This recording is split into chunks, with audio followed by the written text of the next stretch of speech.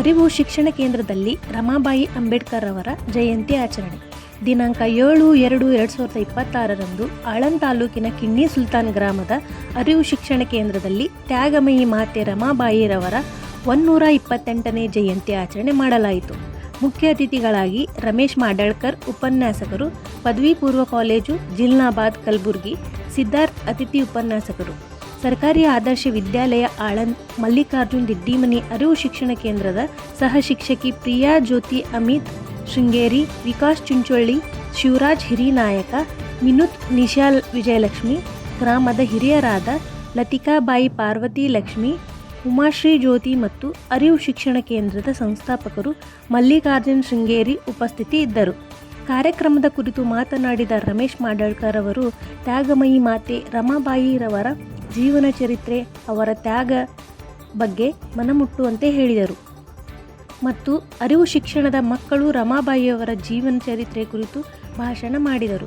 ಪೃಥ್ವಿರಾಜ್ ದಿಡ್ಡಿಮನಿಯವರು ನಿರೂಪಣೆ ಮಾಡಿದರು. ಗೌತಮ್ ಶೃಂಗೇರಿ ಸ್ವಾಗತಿಸಿದರು. ರೋಹಿತ್ ಶೃಂಗೇರಿ ವಂದಿಸಿದರು. ವರದಿ ಡಾಕ್ಟರ್ ಅವಿನಾಶ್ ಎಸ್. ಪ್ರಕಾಶ್ ಅಂಬೇಡ್ಕರ್.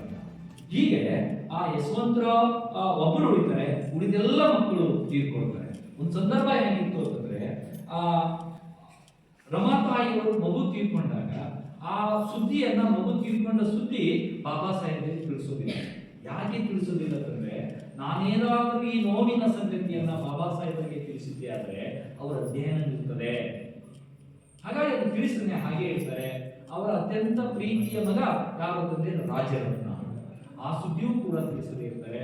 ಒಂದು ಸಲ ನ್ಯಾಯವಾದಿಯಾಗಿ ನ್ಯಾಯವನ್ನ ಮಾಡ್ತಿರ್ತಕ್ಕಂಥ, ವಾದವನ್ನ ಮಾಡ್ತಿರ್ತಕ್ಕಂಥ ಸಂದರ್ಭದಲ್ಲಿ ಚಿಕ್ಕಿ ಬರ್ತದೆ. ಆ ಚಿಕ್ಕಿಯನ್ನು ನೋಡ್ತಾರೆ, ಅದನ್ನ ಹಾಗೆ ಇಟ್ಟು ಅಲ್ಲಿ ಎಲ್ಲ ಹಿತೈಷಿಗಳಿಗೆ ನಾನು ಮೊಟ್ಟ ಮೊದಲನೇದಾಗಿ ತುಂಬು ಹೃದಯದ ಅಭಿನಂದನೆಯನ್ನು ಸಲ್ಲಿಸ್ತೇನೆ. ಈ ಸಂದರ್ಭದಲ್ಲಿ ಈ ವೇದಿಕೆ ಮೇಲೆ ಆಶೀರ್ವಾಗಿರ್ತಕ್ಕಂಥ ಆತ್ಮೀಯ ಸೋದರ ಗೆಳೆಯರು ಆಗಿರುವ ಮಲ್ಲಿಕಾರ್ಜುನ್ ಜಿಡ್ಡಿಮನಿಯವರೇ ಮತ್ತು ನನ್ನ ಜೊತೆಗೆ ಯಾವಾಗಲೂ ಸಮಾಜದ ಕಾರ್ಯಕ್ಕೆ ಬಾಬಾ ಸಾಹೇಬರ ವಿಚಾರಧಾರೆಗಳನ್ನ ಮನಗಳಿಗೆ ಮುಟ್ಟಿಸಲು ಯಾವತ್ತೂ ಸಿದ್ಧವಾಗಿರ್ತಕ್ಕಂಥ ನನ್ನ ಆತ್ಮೀಯ ಸೋದರ ಮತ್ತು ವಿದ್ಯಾರ್ಥಿಯಾಗಿರ್ತಕ್ಕಂಥ ಸಿದ್ಧಾರ್ಥ್ ಅವರೇ ಮತ್ತು ಈ ವೇದಿಕೆ ಮೇಲೆ ಆಶೀರ್ವಾಗಿರ್ತಕ್ಕಂಥ ಸೋದರಿ ಪ್ರಿಯ ಜ್ಯೋತಿಯವರೇ ಮತ್ತು ನಾನು ಈಗಾಗಲೇ ಹೇಳಿದಾಗನೇ ಬಿತ್ತುವ ಬೀಜಗಳಾಗಿರುವ ಎಲ್ಲರೂ ಮುದ್ದು ಮಕ್ಕಳೇ ಮತ್ತು ತಾಯಂದಿರೇ. ಈಗಾಗಲೇ ನಾನು ಬರ್ತಕ್ಕಂಥ ಸಂದರ್ಭದಲ್ಲಿ ಒಬ್ಬ ವಿದ್ಯಾರ್ಥಿಯನ್ನ ಕೇಳಿದೆ, ಎಷ್ಟು ಮನೆಗಳಿರ್ಬೋದು ಅಂತ. 100-150 ಮನೆಗಳ ಸರ್ ಮಾಡ್ತಾರೆ. ಆದರೆ ನಾನು ನೋಡಿದಾಗ ಮನೆಗಳು ಬಹಳ ಚಂದ ಅವ.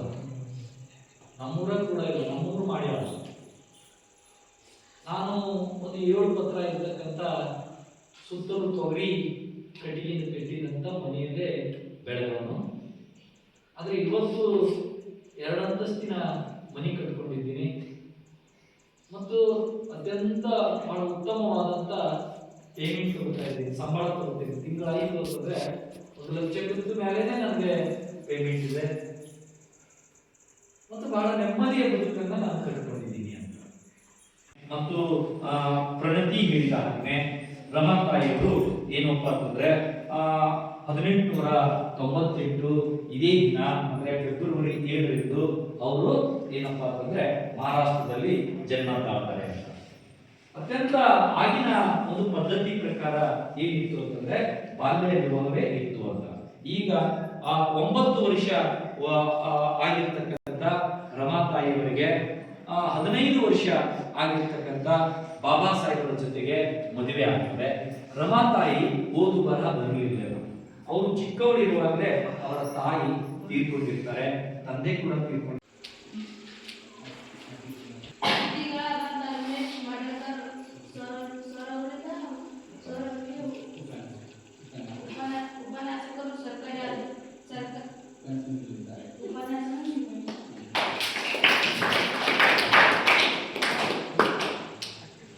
ಎಲ್ಲರಿಗೂ ಜೈ ಹಿಂದೂ.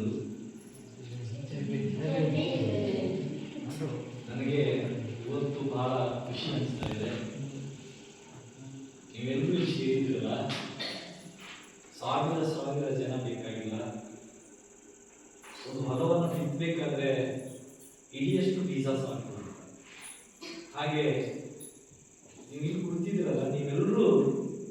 ಬಿತ್ತುವ ಬೀಜಗಳು ಅಂತ ತಿಳ್ಕೊಂಡು ನಾನು ಮಾತನಾಡ್ತೇನೆ.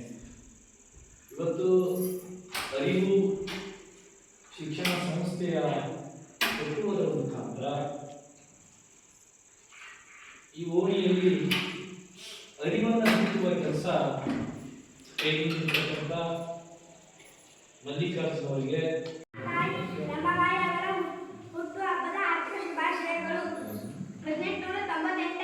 ಫೆಬ್ರವರಿ 7ರಲ್ಲಿ ರಮಾಬಾಯಿ ಅಂಬೇಡ್ಕರ್ ಜನಿಸಿದರು. ತಾಯಿ ಮತ್ತು ಸ್ಫೂರ್ತಿ ಸಂಕೇತ ತಾಯಿ ರಮಾಬಾಯಿ ಅಂಬೇಡ್ಕರ್. ರಮಾಬಾಯಿ ತಂದೆ ಬಿಟ್ಟು ದಾತ್ರೆ ಮತ್ತು ತಾಯಿ ರುಕ್ಮಿಣಿ. 1906ರಲ್ಲಿ ಭೀಮರಾವ್ ರಾಮ್ ಜೊತೆ ರಮಾಬಾಯಿ ವಿವಾಹವಾದರು. ವಿವಾಹವಾದ ಮೇಲೆ ಭೀಮರಾವ್ ಅವರಿಗೆ 14ನೇ ವರ್ಷ, ರಮಾಬಾಯಿ ಅವರಿಗೆ 9ನೇ ವರ್ಷ. ಅಂಬೇಡ್ಕರ್ ಅವರ ಶಿಕ್ಷಣ ಬೆನ್ನೆಲುಬಾಗಿ ನಿಂತರು. ಇದೇ ರಮಾಬಾಯಿ ಪತಿಯ ಆಸೆ. ತಾವು ಓದು ಬರಹ ಕಲಿತ ಮಾತೆ ಇಡೀ ಸಂಸಾರ ಹೊಣೆ ಹೊತ್ತುಕೊಂಡರು. ರಮಾಬಾಯಿ ಅಂಬೇಡ್ಕರ್ ಅಮೆರಿಕದ ತೆರಳಿದ ಕೆಲವು ದಿನಕ್ಕೆ ಮೊದಲು ಮಗುವಿನ ಜನನ ಜನಿಸಿದರು. ಮಗುವಿನ ಸಾಲಿನ ಸಾವನ್ನು ಮಗನ ನಿರ್ಭಯಕ್ಕೆ ಬಾಬಾ ಸಾಹೇಬ್ ಅಂಬೇಡ್ಕರ್ ತಲುಪುವುದಂತೆ ನಿರ್ಭಯವಾದ ರಮಾಬಾಯಿ ತಾವೇ ಕಟ್ಟಿಸಿದ ಧಾರವಾಡ ಅನಾಥಾಶ್ರಮಕ್ಕೆ ಧಾರವಾಡದಲ್ಲಿ ಅನಾಥಾಶ್ರಮ ಮಕ್ಕಳ ಸೇವೆಯಲ್ಲಿ ತೊಡಗಿದರು. ರಮಾಬಾಯಿ ಆರೋಗ್ಯ ಸುಧಾರಿಯಾದ ಕೊನೆ ಉಸಿರೆಳಲು ರಮಾಬಾಯಿ 1935 ಮೇ 27ರಂದು ನಮ್ಮೆಲ್ಲರನ್ನು ಬಿಟ್ಟು ಅಗಲಿಸಿದರು. ಇಷ್ಟೇ ನನ್ನ ಪುಟ್ಟ ಭಾಷಣ ಮುಗಿಸ್ತೇನೆ. ಧನ್ಯವಾದ. ಈಗಾಗಲೇ ನೀವೆಲ್ಲರೂ ಕೇಳಿದ್ರಿ, ಇಲ್ಲಿ ಆ ಮಗು ನಿರ್ವಹಣೆ ಮಾಡ್ತಾ ಇದೆ, ಇನ್ನೊಂದು ಮಗು ಸ್ವಾಗತ ಬಯಸ್ತಾ ಇದೆ. ಮತ್ತು ಇಲ್ಲಿ ಏನು ಅಂತಂದ್ರೆ ಆ ಮಗು ಅಮರ ಪಾಲಿ ಅಂತ ಹೇಳಿ ಬಹಳ ಒಳ್ಳೆ ರೀತಿಯಲ್ಲಿ ಬುದ್ಧನ ಒಂದು ಪ್ರಾರ್ಥನೆಯನ್ನ ಹೇಳಿದ್ರು. ಪ್ರಣತಿ ಅನ್ನೋರು ಭಾಷಣ ಮಾಡಿದ್ರು, ಪ್ರಜ್ಞಾ ಅನ್ನೋರು ಮಾಡಿದ್ರು, ಮತ್ತು ಪ್ರಾರ್ಥನಾ ಅನ್ನೋರು ಕೂಡ ಮಾಡಿದ್ರು. ಪ್ರಜ್ಞಾ, ಪ್ರಾರ್ಥನಾ, ಪಣತಿ, ಪ್ರಣತಿ ಮತ್ತು ಅಮರಪಾಲಿ ಈ ಹೆಸರುಗಳ ಆಚೆ ಅವರ ಅವ್ವಂದಿರ, ಅವರ ಅಕ್ಕಂದಿರ, ಅವರ ಆಯಂದಿರ ಹೆಸರುಗಳು ಹೇಳಿ. ಅಂಬವ್ವ, ಯಲ್ಲವ್ವ, ಮರಿಯವ್ವ,